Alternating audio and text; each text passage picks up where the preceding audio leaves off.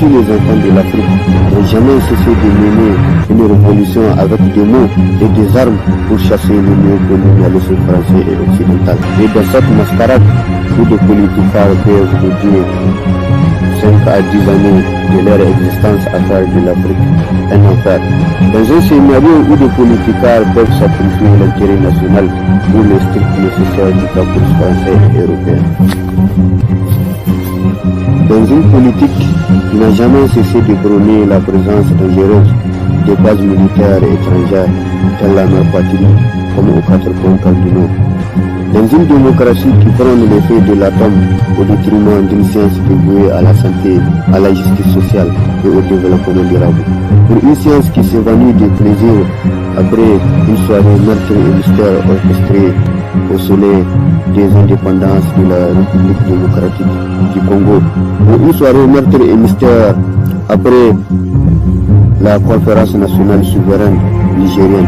Pour une soirée meurtre et mystère orchestrée pendant les bombardements de la République sœur de la Libye.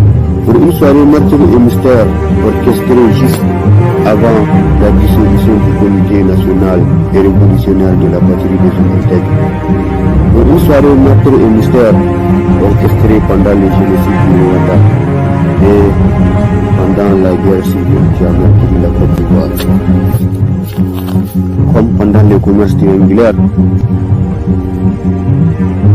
quand la France et les États-Unis ont été des actionnaires dominants dans ces funeste commerces, même si cette entreprise est la base même de la plus grande économie du monde. Et même si le rapport de cause à effet n'est pas chanté comme la démocratie et le droit de l'homme.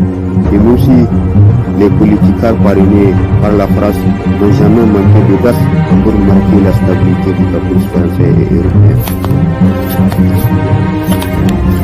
Et même si l'Afrique a vu naître une série de regroupements aussi obsédés et délirants que la CEDEAO et l'Union, et même si la politique française a mis un point d'honneur à ne jamais démanteler le réseau de Jacques Foccart après le sommet des indépendances, et même si le colonel Assimi Goïta, le capitaine Ibrahim Traoré et le général Chani ont mis un point d'honneur à respecter la volonté d'une nouvelle fédération régie par des principes sacrés dans la nécessité de respecter les droits d'un peuple déjà meurtri par la colonisation française et par le